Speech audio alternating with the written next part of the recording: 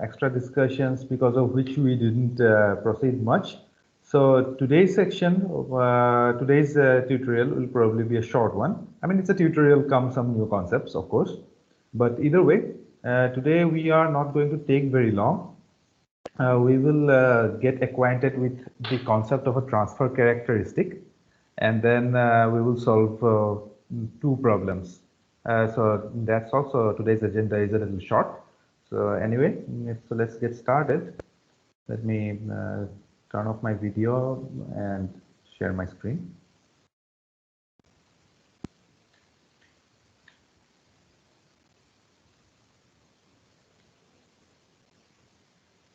Okay, so what we were discussing yesterday was the idea of the transfer characteristic. So what is transfer characteristic? Let's suppose I have a circuit, some arbitrary circuit that is given to me, and I know that the input to the circuit is Vin and my output is called Vout. So of course, as I change the input, I give different values of Vin, I get different values of Vout, right? So now the characteristic or the variations in Vout as a function of Vin. So that is essentially the transfer characteristic. So transfer characteristic is nothing but Vout versus Vin. So typically we think of it as a plot. So transfer characteristic is typically a plot. So it's typically a plot. So we would try to plot V in Vout. So we will try to plot the value of Vout for different values of Vin. So suppose I have something like this. So this is my transfer characteristic. So I'll supply different voltages, different values of Vin, and in return I'm going to get some specific values of Vout. So that plot of Vout with respect to Vin is what is known as my transfer characteristic. Okay, so now remember that we talked about something called the transfer function that was in the context of our filters. So I said that you can take the Laplace transform of the filter, then replace S by j omega. So that would be a complex quantity, and that complex quantity had the information about the phase of the output and the amount of gain you get, the amount of phase shift you get to the signal. So all that was done in the j omega domain. And I said that if you take the Fourier transform of the output or the Laplace transform of the output divided by the Laplace transform of the input and replace S by j omega. So Laplace transform was in the form of S, so in terms of S. So if I replace every S by j omega, then I get a ratio. So that is what I defined as my transfer function. And then I said that the magnitude of the transfer function evaluated at the frequency omega is just the gain of the circuit at omega. So this is the amount by which my input was scaled by my circuit to give me my output. So that was how we define transfer function and its related magnitude called the gain. Transfer characteristic is in a way similar. We are just talking about the output as a function of the input. So transfer function is basically this ratio. So it's well-defined mathematical quantity. It's a ratio. Transfer characteristic is not a mathematical quantity. It's mostly a graph. So if I ask you to plot the transfer characteristic of some given circuit, so what I expect is a graph, a plot of the output as a function of the input. So this is the difference between transfer function and the transfer characteristic. So transfer function is very specific. We are talking about this S domain or j omega domain ratio of the output to the input, and its magnitude is called the gain. Transfer characteristic is different in the sense that I am plotting the output as a function of the input. That's all. And we are not doing any Laplace transform, no worries about j omega, nothing. All I'm saying is that if I have a circuit, suppose I supply 5 volts. What is the output? So that is, so if I supply 5 volts here, so this is 5 volts, and in return I get like 4 volts. So that's what I plot. So for 0.5 volts, I plot this. Then again, suppose if my Input is 1 volt and I get 2 volt at the output. So that's the plot. So this is how so basically all I'm plotting is what is the value of the output voltage if my value of the input voltage is a certain value. So that's all. So it's a plot of the output versus the input. Right? So this is transfer characteristic, simpler than the transfer function actually. Okay. Okay. Now,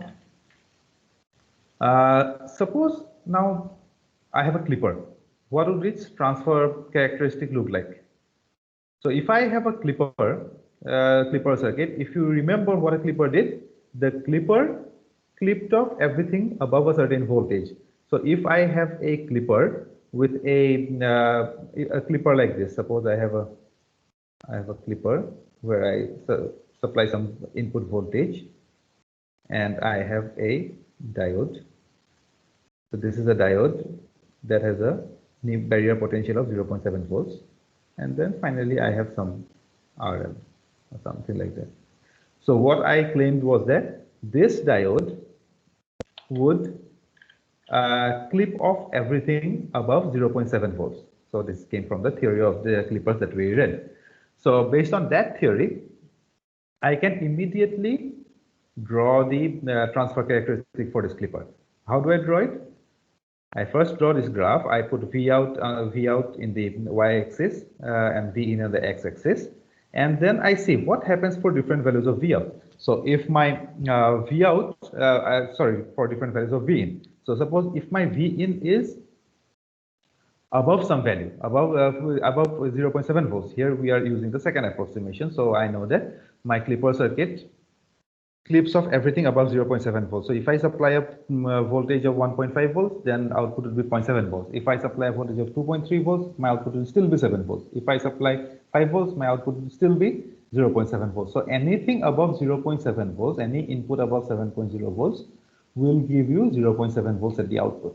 So this is what I plot here. So in this, on the x-axis, what I'm plotting is this thing. So anything above 0.7 volts will give me 0.7 volts, this region.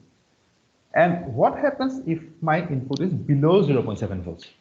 If my input is below 0.7 volts, then I know that my diode is open circuited, and whatever my input is, that would be showing up at the input. So I am basically plotting. So in this region, so in this left region, what I am plotting is the graph for V out is equal to V in. So that graph is nothing but a straight line with a 45-degree slope, right? So this is x equal to y. I'm just plotting is y equals x. So that is the pro. So this is a straight line with 0 intercept and slope 1. So exactly that is what I plot over here. So this is the slope 1.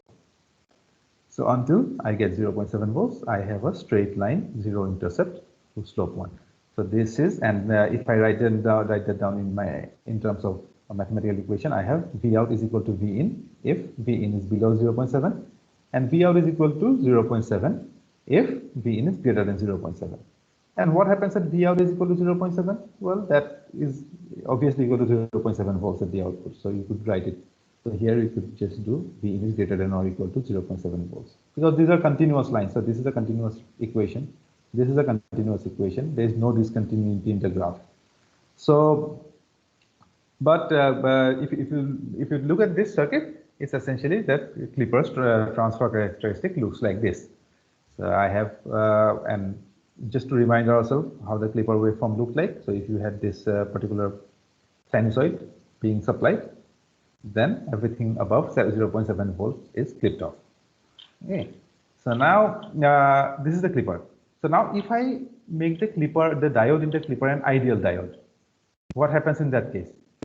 If my diode becomes ideal, so if my diode is ideal, then everything above 0 volts is clipped off. And everything below 0 volts, all positive voltages are clipped off, all negative voltages appear at the output exactly as it is. So this is what your clipper would look like. So the clipper transfer characteristic would look like. So for the clipper with an ideal diode and no DC bias, this is what the transfer characteristic look like. So V in versus V out. So if your V in is in this region, any positive value, your V out is 0. So your V out is 0. Whereas if your V in is in the negative region, then you have this particular straight line that has again slope is equal to 1. So because I am plotting V in is equal to V out. So it's a slope, it's a straight line with a slope of 1 and intercept at 0. Okay, so this is our ideal, the clipper with the ideal diode. So again, the V out, if you remember, is just V in if V in is less than 0, and the output is 0 if V in is greater than or equal to 0.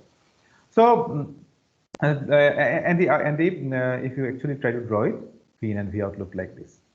So the point we are actually trying to make over here is transfer characteristic is just a plot of V in by V out, or V out versus V in, and it has the benefit that you don't really need to show the output for every possible waveform. So this particular the graph I am drawing here, so whatever graph I am drawing in the transfer characteristic, so this transfer characteristic is enough to help me visualize what the output would be for any arbitrary waveform.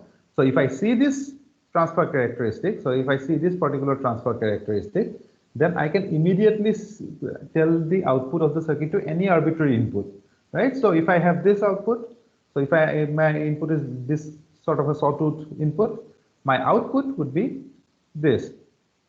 For that, I don't need to know the circuit, what the circuit was. All I need to know is this particular transfer characteristic. So if I know the transfer characteristic, this transfer characteristic immediately tells me for each possible value of input voltage, what is the output voltage. Okay, so this is the situation. So if I see this sawtooth waveform, I know what the output would be. If I see this particular, just some arbitrary random waveform, again, I can tell what the output would be.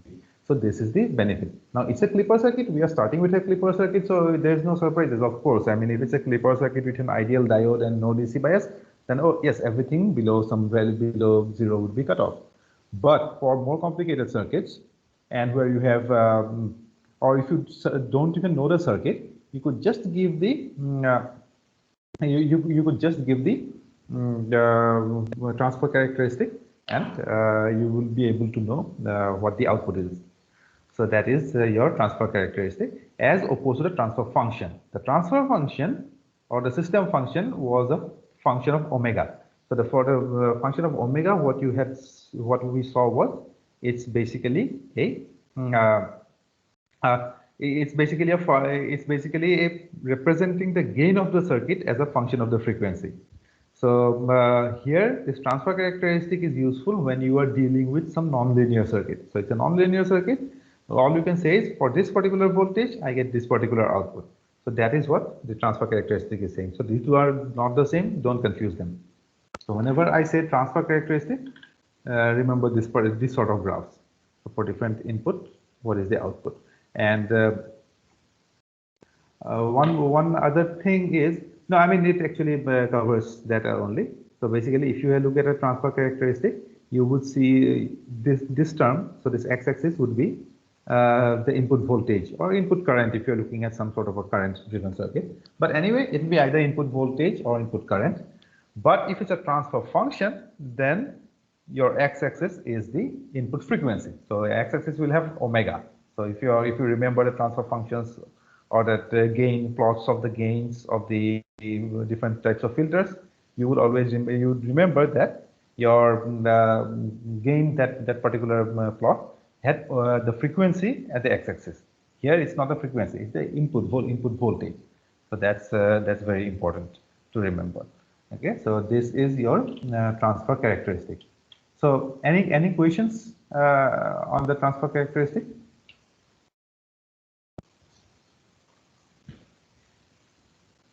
Okay, so if not, then let's try out this simple problem. So what we want to do is we want to plot the transfer characteristic for this particular circuit. Okay, so there is a circuit given. So I have a input, I have a input resistance, then there is some node A, there's a diode. I'm being shown this arrow with 2 volts written on it. The diode has a barrier potential of 0.7 volts, and then V0 is 0. So first thing, when you see such a problem, I wrote Vk is 0.7 volts. So that's all I've been given. So I immediately know that I am being asked to use the second approximation, right? Because if it's the first approximation, I would say this is an ideal diode. Somehow I would, in the equation, I would say that assuming ideal diode approximation, solve this circuit.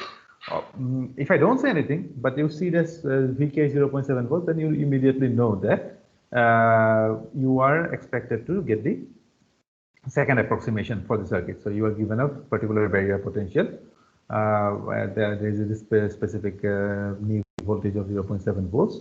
So you need to make use of that. And see here, there is no RB given. So there is no mention of RB.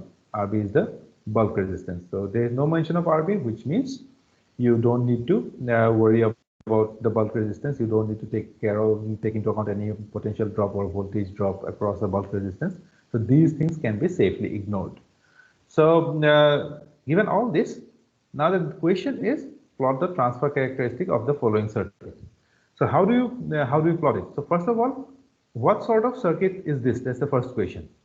I hope this is clear to most, but can you tell me what this circuit is?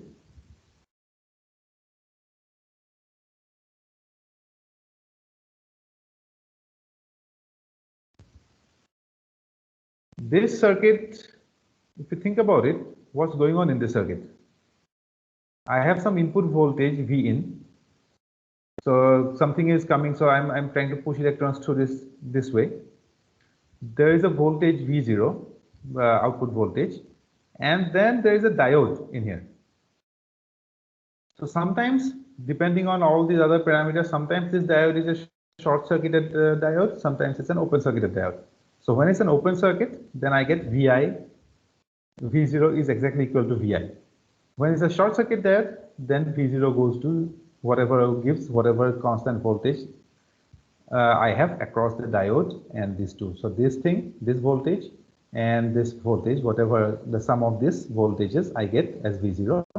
If at other times when the diode is not, when the diode is open circuited, then I get V0 just equal to Vi, right? So this is your situation. You can easily see this. But if you are facing difficulty seeing this, if it's not obvious, then what I suggest is you redraw the circuit. When you redraw the circuit, how do I redraw this? I see all these points. Which point is connected to the ground? That's the most important thing.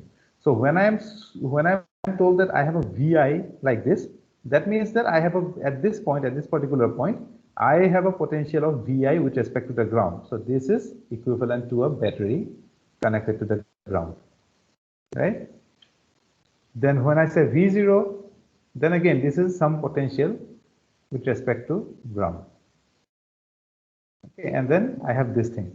This thing is pointing upwards. I could very well bring it down. But the more important point is I have a 2 volt here. So this is equivalent to a minus plus 2 volts. Yeah, and that 2 volts actually goes to the ground.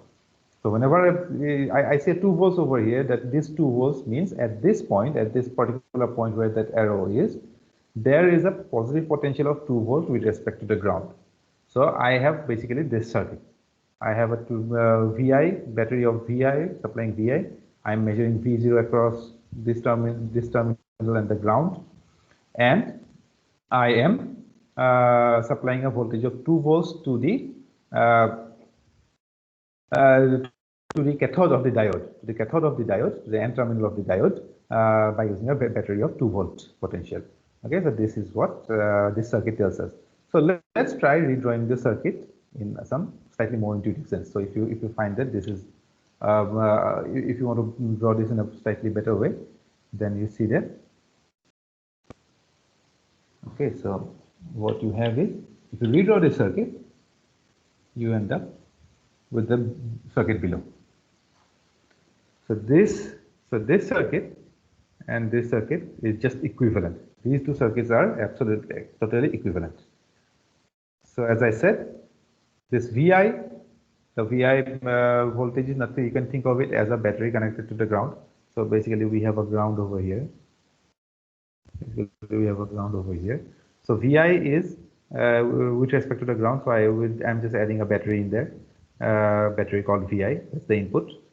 This 2-volt battery, I'm putting it right here. Over here. And then I have my terminal A. So this terminal, so it's always helpful to name these terminals if you're confused. So this terminal A is terminal A. So this diode, what you have to be careful about is polarity. So this diode, when I'm transporting here, what I have to make sure is which part is connected to which part of the circuit. So basically this diode's anode is connected to the point A. Anode means the P terminal. So this is that polarity I have to maintain. So when I come here, I have to be sure that my diode's anode is connected to point A. So this is that's why I'm trying to make sure that this anode is connected to point A. Okay, so point A, the node A is connected to the anode of this diode, and the cathode is connected to this plus 2-volt potential. So this is plus 2 volt, and as I said, this plus 2 volt is with respect to the ground, so I'm connecting that 2 volt to the ground. And then V0 is nothing but the potential difference between this point A and the ground. So this is my redrawn circuit. So now I think this circuit is clear. So it's a clipper circuit. It's nothing else. It's a clipper circuit with a DC bias of 2 volts and the diode with a barrier potential of 0.7 volts. So it's a silicon diode. So this circuit, if it's not intuitive, then always redraw this and see what's going on. So basically, this is the easiest way to think of something. If you are not convinced what's going on, or if you're not sure, just redraw the circuit and see. Okay, so this is what I have. Now the next step is to actually look at the effect of the barrier potential. So if I have the barrier potential of 0.7 volts, I have been given as before, in the question. So what I do is I draw this diode, this second approximation of this diode as an ideal diode plus 0.7 volts drop in series with it.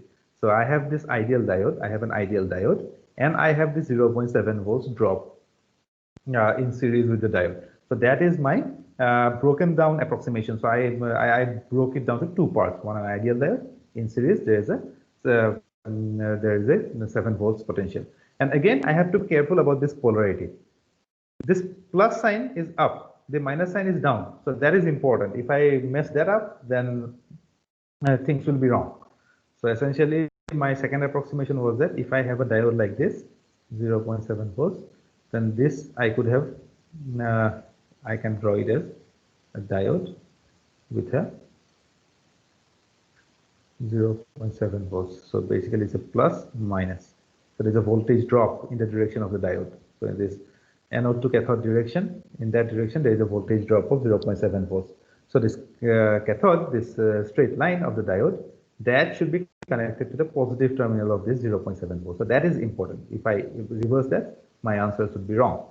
So anyway, I have this second approximation of the diode broken down into the ideal approximation plus the voltage drop. And then the plus 2 volt voltage is still there. So I have this complete thing. So this between these two terminals, this terminal and the ground terminal, I have this ideal diode, a 0.7 volt voltage drop due to the barrier potential, and a plus 2 volts voltage that was given in my question. So I have this particular circuit. So now I combine this 0.7 volts and the 2 volts. So what I have is the same circuit, except that I have this ideal diode in series with a 2.7 volts resistor. 2.7 volts voltage source. So what that means is that this diode will be conducting only when my supply voltage exceeds 2.7 volts. Otherwise, there will be no conduction. So this is to ensure that I have to increase Vi to some value greater than 2.7 volts. So this is what is written down here in a more detailed manner. So what I have is Vi, the same 100 ohms resistor, and then if Vi is below 2.7 volts, then of course this terminal, this anode terminal is at a lower potential than this cathode terminal. So in that case, no current can flow. The diode is not conducting. So the diode is not conducting. That means it's an open circuit. So for values of Vi less than 2.7 volts, I can replace my diode with an open circuit, and that and the resulting circuit looks like this. So my output Vi V0 is nothing but Vi, which is obvious, right? So basically, this part is open circuit, so it's not conducting anything. So intuitively speaking, whatever I supply at the Vi will show up at V0. But if you want to get into a little more detail and want to make sure that this is correct, all you have to do is just see this KVL loop. The KVL current is 0, of course. Vi is open, there is no current flowing through these things. So basically Vi minus 100 times the current I minus V0 is 0, but current I is 0, which means V0 is equal to Vi. So this is your V0. So if Vi is below 0.7 volts, then you have a complete voltage across the output. So whatever input you have supplied, that will be appearing at the output. But if Vin is greater than 2.7 volts, then the diode starts conducting. And if the diode starts conducting, then you have if the diode starts conducting, then you have this particular circuit. So there is a current flowing through this way. And what is the potential difference between these two terms? What is V0? V0 is nothing but the potential difference between this point and this point. These two terminals. These two terminals is V0. But that potential difference will have to be the same as the potential difference between this terminal and this terminal, the two ends of this 2.7 volt source. So of course V0 will have to be, so V0 will have to be 2.7 volts. There is no other voltage drop in this particular wire. So whatever voltage drop is there, that is due to the 2.7 volt source, and that voltage is our V0. So essentially what we are saying here is that if V0 is above 2.7 volts, then my output is fixed at 2.7 volts. If V0 is below 2.7 volts, then my output is whatever the input is equal to. So basically, if I have a circuit, like if I have an input like this, a sinusoidal input like this, my input is clipped at 2.7 volts. Okay, so this is a clipper circuit. So I have a transfer characteristic that looks like this. So if my voltage Vin is below 2.7 volts, then I have a straight line with slope 1, and here it's all fixed at 2.7 volts. 2.7 volts. So this is a clipper circuit, and its transfer function looks like this. Now, if I have a negative clipper, then what would my transfer characteristic look like? So I think I just said transfer function by mistake. That's transfer characteristic. Again, we have to be careful in these two things. But the transfer characteristic would look like the graph shown on the bottom of this page. So basically, the graph would be, if your Vin is below certain value, below a large negative value, then your output is fixed at some fixed negative value. But if but after that, the value starts increasing, the input starts increasing, and at that point, whatever input you supply will be appearing at the output. So this is a negative clipper. This is a negative clipper. Oh, but this one is a positive. So this one is a positive clipper.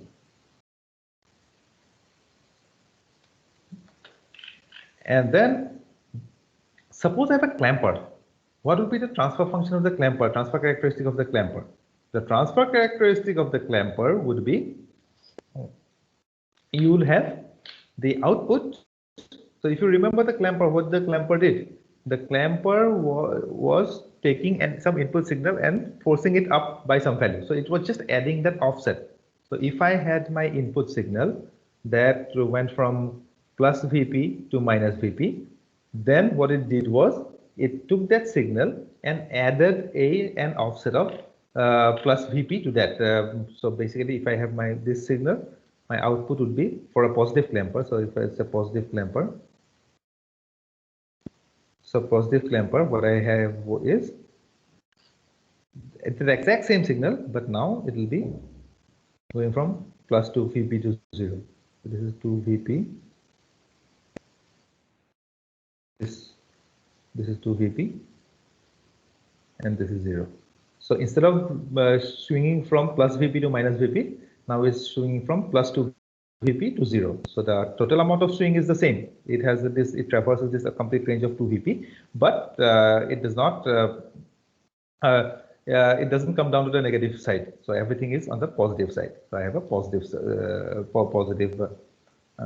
swing on the positive region. Whereas if it's a negative clipper, then of course you'll have a negative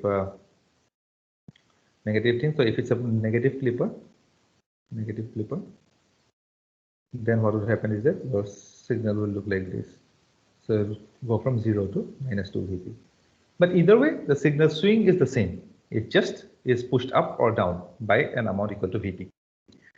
Okay, so now what would be the transfer characteristic of this clipper? The transfer characteristic, the clamper is of this clamper. The clamper says it just pushes the input to by some amount.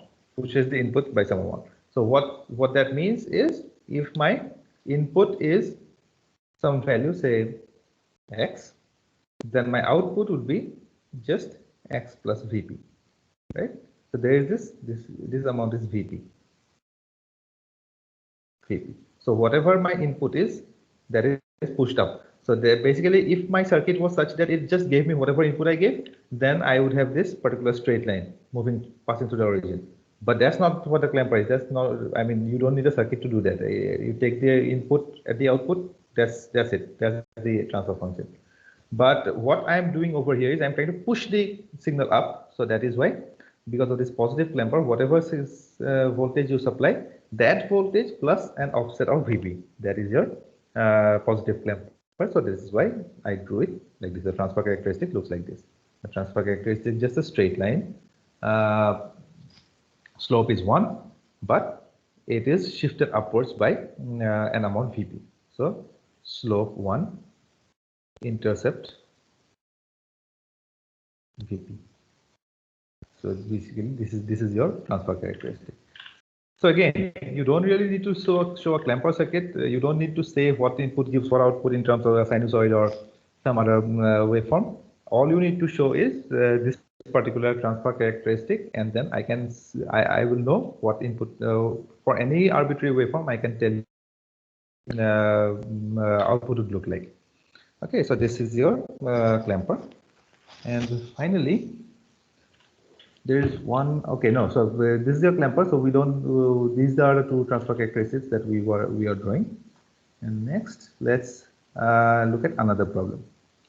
Okay, but before that, this is all we are going to do with transfer characteristic for today. So any questions on this?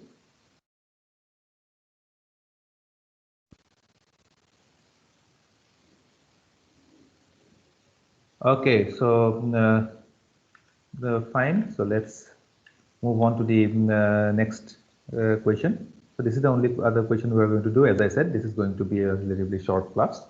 So we are only halfway through the class time, but I'm already done to the last question. So, but yeah. So in this particular question, we were given this circuit. So there was a circuit with two diodes, D1 and D2. And we had this particular configuration. So there's a 1 volt here, 3 volts here, there's another 3 volts here, there's a 2 kilo ohm resistor here. And then we were told to find out these currents and voltages. So the current I, so what we want to find out is this particular current I and this particular output voltage V out. So the question was, what are I and V out? So what you are asked to find the current and find the voltage. So that current and the voltage, to find the current and the voltage, let's first redraw the circuit again. Again, as I said, if you're comfortable doing this analysis in a circuit like this, whatever you are seeing on screen, fine, go ahead, by all means, no problem. But if you see that, okay, I need to redraw this circuit to get some more clarity, I would suggest you do that, because that way sometimes things become a lot clearer, especially when you see the circuit in terms of the ground, you know where the ground is, you have a complete closed circuit kind of thing. Then for many people it's easier to visualize. So let's redraw this circuit. So if I redraw this circuit, I get the figure below, right? Because here what's happening, so in the circuit up here, what is going on? This particular 3 volts, it's just the voltage connected to the ground, right? So that 3 volts is I am bringing here. on the leftmost side of the redrawn circuit. So I got 3 volts, whatever 3 volts I had, I brought it down to this point. So I have the ground still, I still have a ground here. Okay, so I have a ground here, and I have this ground, and then to that 3 volt I had this 2 kilo ohm resistor connected, and from the to this 3 volt I had the negative. Okay, one thing I need to clarify here. So this is negative. So on the 3 volt up here, this is negative, this is positive. Okay, so to these 3 volts I have a ground terminal connected, that I have done. Then from the positive terminal of the 3 volt source, I had this 2 kilo ohm resistor connected. So this positive terminal is connected to the 2 kilo ohm, and through the 2 kilo ohm from out, and there is this current I flowing. So I write the current I. Then I reach this particular node A. So this is node A. This. So from node A, I have a diode D1, and the anode of the diode should be connected to A. So I have this diode D1 and its anode is connected to A. And to the cathode of the diode, I should have a 1 volt source, and that 1 volt source is nothing but this source. This is basically it, right? So basically I have a 1 volt source that is connected to the ground. So I draw this 1 volt source, and then same thing with the diode D2. I have a diode D2 connected to this terminal A, and to the cathode of this diode, I have a 3 volt source connected. So I have a 3 volt source here, and then I have my V out. So V out is nothing but the potential difference between this terminal A and the ground. So this is the same thing. So again, remember, the potential difference between A and the ground is the same as the potential difference between this point and the ground. The potential difference between A and the ground at this point. Why? Because these things are the same point. These are also the same points. I am just having conductors in there. So that is one thing that sometimes give difficulty to students. They think the circuit is complicated, but sometimes it's just that you are looking at the same point. So if I ask you what is V out, I am essentially asking you what is the potential at point A. So that makes things a lot easier. Or if I am asking you what is the potential difference between these 2 points, that potential difference is the same as the potential difference between these two, the diode D2 and the 3 volts source. Okay, so if you keep these things in mind, usually the problem becomes much easier. Okay, so now given this particular circuit, we first need to see whether we can make some deduce something about the diode behavior, because whenever I have a diode circuit, the first job is to determine whether a diode is conducting or not conducting. So that is what the first job, because if I don't know that, I can't analyze the circuit, because I don't know whether I should put a short circuit for the diode or an open circuit for the diode. For simple enough circuits, it's easy to do that. Sometimes you have difficult circuits where you have to actually use your experience to just make a guess and then continue solving the circuit and see that whether you are getting in the contradiction. So how do we get to a contradiction? You will see that the positive voltage, the voltage at the cathode is higher than the voltage at the anode, but according to assumption, the diode is conducting. So of course, that's a contradiction. So these sort of things happen. Then you go back to your initial assumption, and then you again change the assumption, and you try out some different combination. So all these things can happen. So you would you'll have to do it by trial and error oftentimes. But in simple enough circuits, you could just look at the circuit and say that one of the diodes is conducting or not. So for example, in this particular circuit, in this given circuit, what I have is I have a 3 volt. So I have D1. D1 is connected to this 1 volt source. It's a bias switch, 1 volt bias, 1 volt DC bias. And the cathode of D1 is connected to 1 volt DC bias, which means I have to supply a voltage greater than 1 volt in order to make sure the diode D1 is conducting, because I need to have a voltage higher voltage at the anode as compared to the higher voltage at the cathode. So that if I can ensure that, then there will be a current flowing, so the diode would be in the conducting region. So in order to ensure that, how do I ensure that? I need to first see what the voltage, what supply voltage is. The supply voltage is 3 volts. So of course diode D1 would be conducting. But what about diode D2? Diode D2 is biased with this voltage 3 volt voltage. So when I have this 3 volt bias and the positive side of the bias, positive side of the 3 volt is connected to the cathode again, that means this particular bias is resisting the flow of current through D2. Same as the 1 volt voltage as well. I mean 1 volt, it is trying to resist, it is trying to stop the diode from conducting because it's trying to make the diode reverse bias. Same with this 3 volt source. This 3 volt source connected to the D2 diode is trying to stop the diode from conducting. Only if you are able to supply a positive voltage of greater than 3 volts to the anode of the diode, then only the diode will conduct. But now that is not possible. Why? Because diode D1 is conducting, all the current will flow through this this path. But also importantly, I have a 3 volt supply over here. I need something more than 3 volts, and there is some voltage drop across this 2 kilo ohm resistor.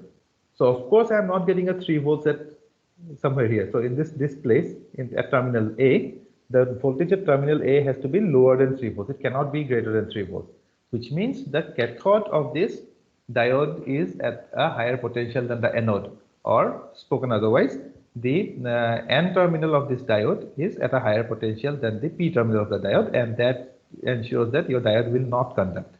So this is what is happening. So your D1 is conducting, but D2 is not conducting.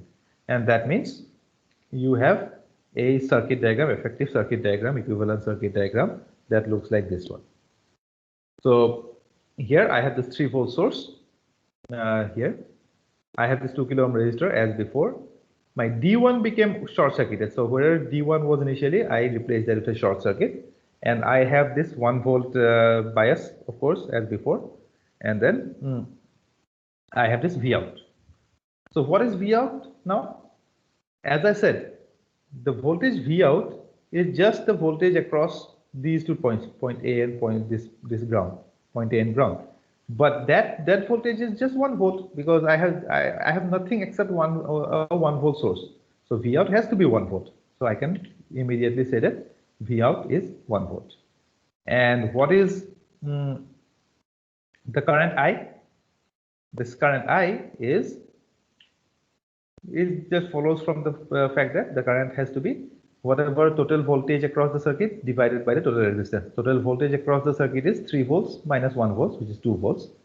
And that divided by the 2 kilo ohm resistor is 2 kilo ohm. So 2 volt by 2 kilo ohm is 1 milliampere. So I have V out is 1 volts and the current is 1 milliampere. So that is my, that is the circuit. Now, you could do that a slightly different, slightly roundabout way as well to find the voltage V out. So what you could do is V out is nothing but the voltage 3 volts, it is original 3 volts minus the voltage drop across the resistor. So that is also the same as V out. So that is, so if I try to do it that way, then the total voltage 3 volts being supplied minus the voltage drop across the resistor, and that voltage drop is nothing but the resistor times the current. So resistance is 2 kilo ohms, current is 1 milliampere. So 2 kilo ohms times 1 milliampere is just 2 volts. So 3 volts minus 2 volts is, so this is, I should write 2 volts. 3 volts minus 2 volts is just 1 volt. So this is another way of doing this. But the main important thing here is that I have to be able to identify whether a diode is forward biased or reverse biased, or more importantly or more precisely, whether a diode is conducting or not conducting. So now, if the diode is conducting, I can replace it with a short circuit. If the diode is not conducting, then I have to replace it with an open circuit. So under this replacement, after this replacement, I have a simple circuit and I can go ahead and solve the circuit. So this is the this is my this is the most common way you would solve a diode circuit. Okay, so we will not discuss another problem today because this is what we discussed in the last class. As I said, the last class we had a couple of extra minutes of other material that interrupted the discussion. So we would stop here so that everyone is at the same point. So do you have any questions?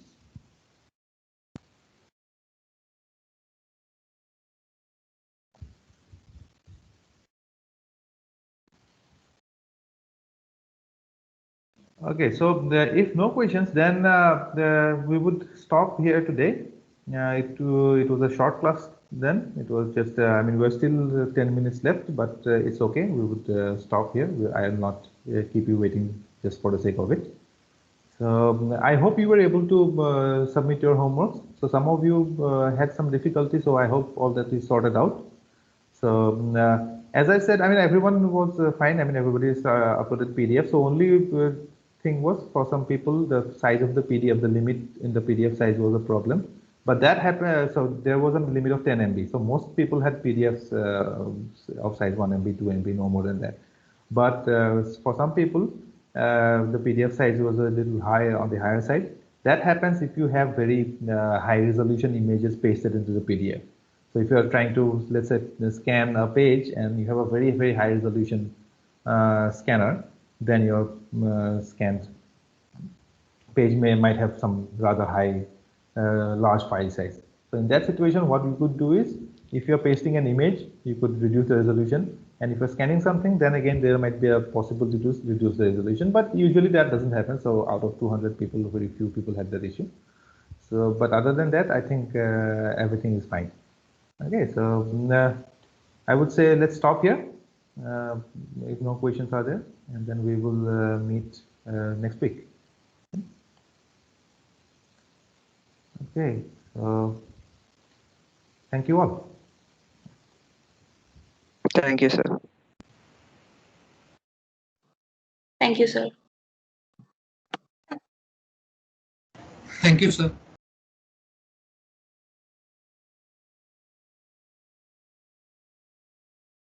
Nagpawan.